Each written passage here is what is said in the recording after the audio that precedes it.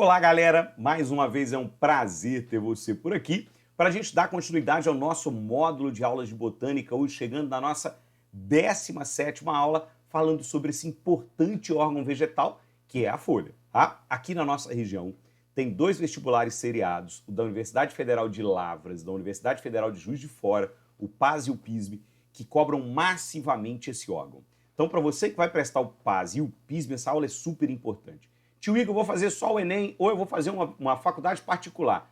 Vem comigo porque a aula vai ser super relevante para você também. Afinal, como eu acabei de falar, a folha é o órgão vegetativo mais importante da planta. Se ela não cair detalhada para você, como eu vou dar nessa aula, ela vai cair relacionada à fotossíntese. Então é super importante que você assista essa aula até o final, legal? Então vem comigo para a gente aprender um pouco sobre este órgão aí. Se você assistiu às outras aulas, você viu comigo que nós já falamos de dois órgãos vegetativos da planta, da raiz e do caule, e que agora a gente vai para o terceiro órgão vegetativo, que é a folha. Por que eu deixei a folha para o final? Porque ela é a mais importante, ou ela é o mais importante órgão vegetativo da planta, porque ela é a grande responsável pela realização de fotossíntese. As folhas, galera, vão ter alta concentração de células clorofiladas, responsáveis pela realização de fotossíntese. Tio Igor, alguns caules também fazem, não fazem? Sim, alguns caules fazem fotossíntese, mas o principal órgão fotossintético da planta é a folha. Portanto, a gente pode falar que a folha é a principal responsável pela produção de glicose numa planta, porque é nela que vai ocorrer a maior taxa de fotossíntese. É a única função que a folha tem? Não, essa é a mais importante, mas não é a única. As folhas também fazem trocas gasosas, a planta tem uma troca gasosa aí parecida com a nossa, mas salvo a diferença que a planta elimina muito oxigênio proveniente da fotossíntese e absorve mais gás carbônico, basicamente o contrário do que a gente faz. E a folha também é responsável pela transpiração. Lembrando que plantas evapotranspiram. Elas liberam água na forma de vapor. Tanto essas trocas gasosas quanto essa transpiração são feitas por estruturas encontradas na folha chamadas de estômatos. Para você que já assistiu às aulas aí de histologia vegetal, lá a gente discute um pouquinho sobre estômato, mas daqui a algumas semanas eu vou deixar para você no canal uma aula específica falando deles, legal? Agora, algumas folhas podem também ter uma quarta função, que é a função de armazenamento. Não é uma função encontrada em todas, joia? Mas é uma função encontrada em algumas. Folhas de suculentas, por exemplo, armazenam água. Se apertar a folha de uma suculenta, você vai ver que ela é fofinha, né? Ela armazena água ali. São plantas xerófitas, plantas adaptadas a clima seco, e por isso tem tecidos de armazenamento de água, no caso da suculenta, na folha. Beleza? Agora, além da gente saber as funções de uma folha, super importante a gente entenda também a estrutura de uma folha. Antes de começar a falar da estrutura da folha aqui, eu queria primeiro te lembrar que a gente toma como exemplo para explicar aqui, seja o caule, seja a raiz ou seja a folha, as eudicotiledôneas, que são um grupo aí particular de angiosperma. Elas são tidas como padrão de estudo. Tá? Então, para nível médio, a gente tem como padrão de estudo o grupo das eudicotiledôneas, beleza? Então, essa folha que a gente está olhando aí é uma folha de uma eudicotiledônea, de uma angiosperma. Legal? Primeira parte importante da folha é o que a gente chama de lâmina da folha, que é essa área foliar aqui mais achatada, ó, onde você vai encontrar os tecidos fotossintéticos. É a área da folha responsável pela captação de luz e pela realização de fotossíntese. A gente chama essa área de lâmina ou de limbo, joia? Essa lâmina ou limbo, galera, pode ter diferentes formatos, variando aí de planta para planta. Algumas são mais arredondadas, outras mais finas, outras parecem uma estrela, né? Tem aí umas ramificações, umas radiações, isso aí pouco importa, tá? Essa área mais plana da folha, responsável pela captação de luz e pela realização de fotossíntese, a gente chama de lâmina ou limbo. Repara que no meio da lâmina ou limbo a gente vê algumas linhas, né? O que são essas linhas? Essas linhas são chamadas de nervura. As nervuras nada mais são do que os vasos condutores xilema e floema que vão percorrer a folha aí. Então isso que você está vendo aí como sendo uns raiozinhos na folha, ou umas linhas na folha, são chamadas de nervuras. Ó, repara que nessa folha aqui, a gente tem uma nervura principal maior e nervuras aí saindo delas. Esse tipo de padrão é um padrão chamado de nervura reticulinérvia, né, que a gente encontra aí nas eudicotiledôneas, que é esse grupo que a gente está trabalhando. Tá? Agora, outras regiões importantes da folha. Ó. Repara que há um cabinho unindo a folha ao caule. Esse cabinho é chamado de pecíolo. Super importante esse cabinho. Daqui a pouquinho a gente vai falar sobre filotaxia, que é um sistema de classificação de plantas, e esse cabinho, esse pecíolozinho, é super importante para esse sistema. Tá?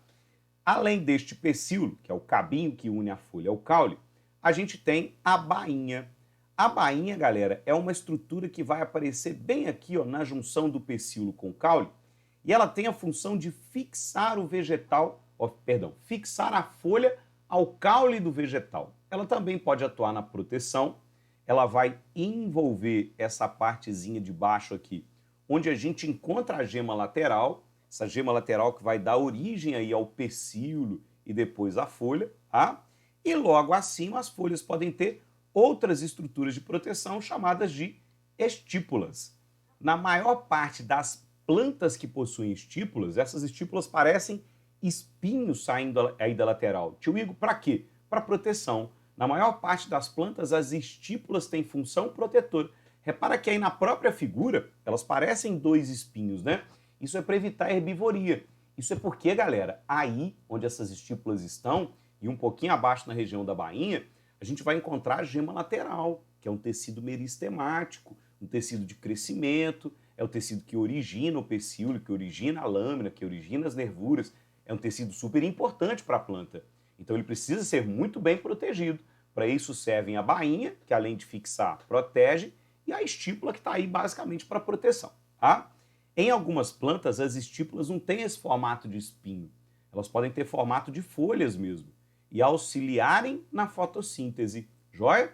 Algumas outras podem ter, inclusive, outras funções, mas as principais funções da estípula são de proteção ou de auxílio na realização de fotossíntese. Bacana? Esse modelo de folha que você está vendo, com lâmina, com nervura, com pecíolo, com bainha e com estípula, a gente chama de folha completa. Nem todas as folhas têm todos esses elementos. Joia?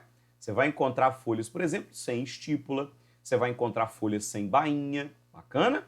Mas quando elas têm todos esses elementos aí, a gente fala que ela é uma folha completa. Bacana? Tranquilão? Entendido até aí?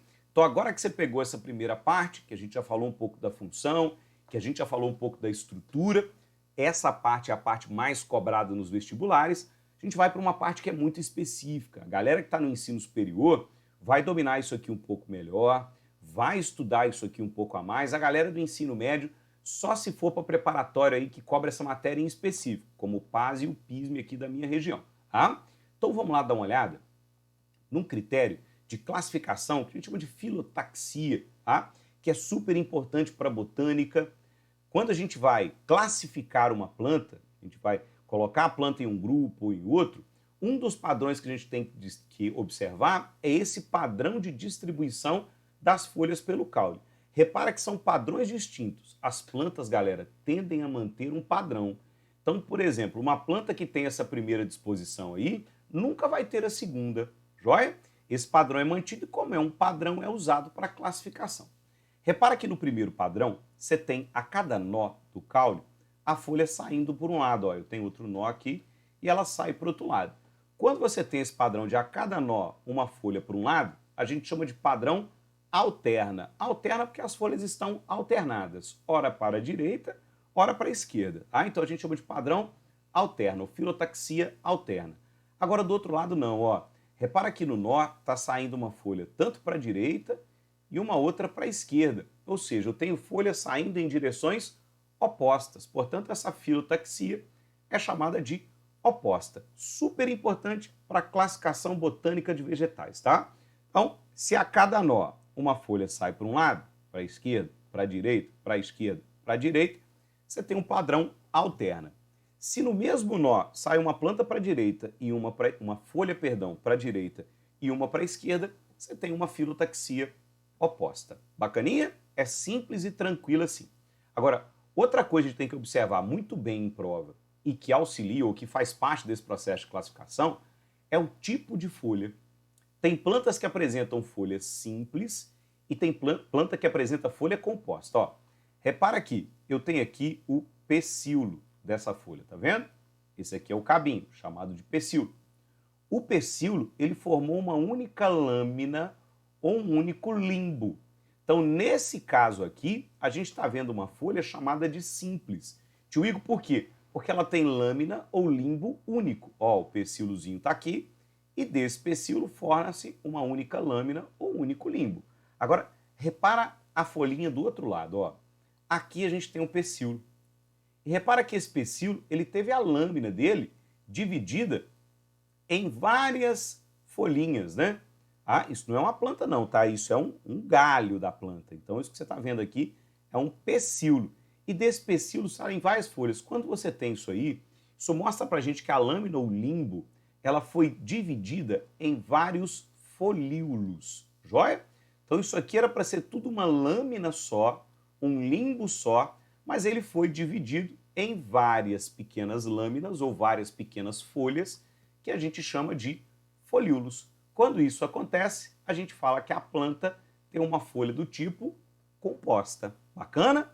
Essas folhas compostas, galera, são divididas em dois grupos principais, ó, para a prova, tá? Então repara que aqui eu tenho o caule, esse é o caule principal.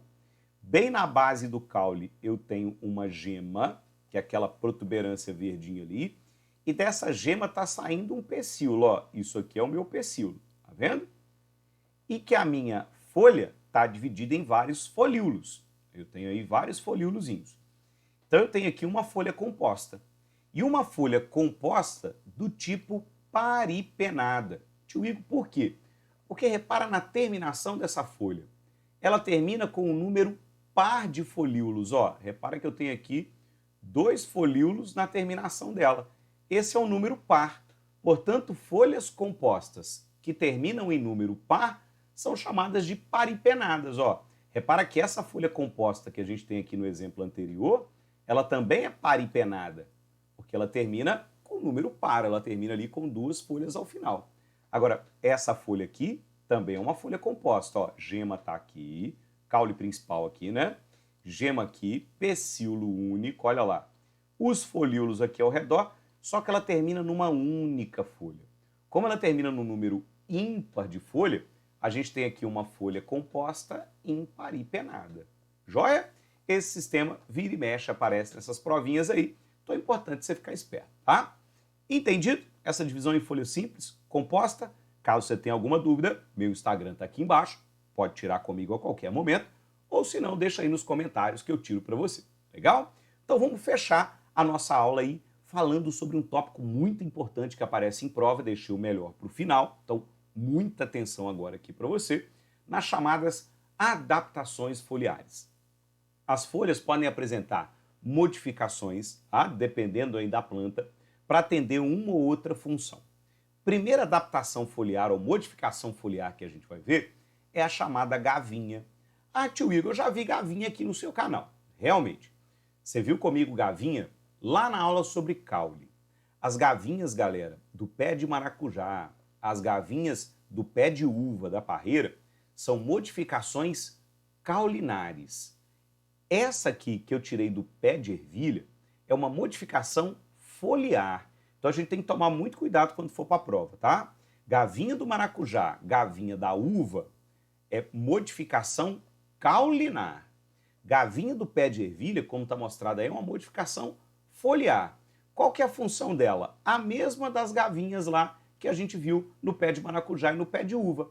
Fixação, sustentação do vegetal a um anteparo. Repara que ela tem um formato de molinha, então ela vai enrolar em um anteparo e sustentar o vegetal. Ah, para isso serve a gavinha, tanto quanto ela é uma modificação de caule, quando ela é uma modificação de folha. Tá ok?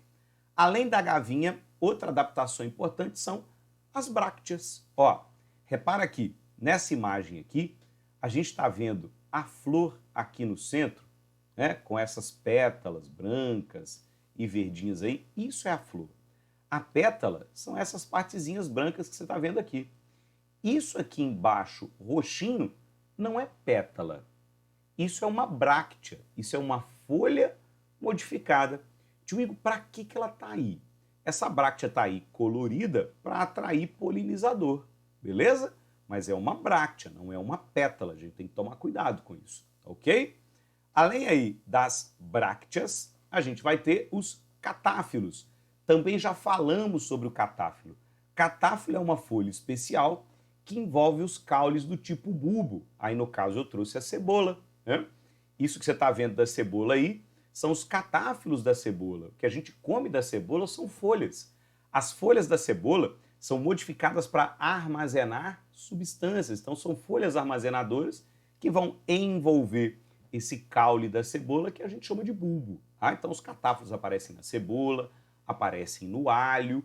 Ficar muito esperto aí, também são modificações foliares, são folhas modificadas para proteção e armazenamento. Joia? A gente tem também os cotilédones. Já comentei para vocês sobre cotilédone lá na aula de monocotiledone e eudicotiledônia, lá do iniciozinho lá das angiospermas.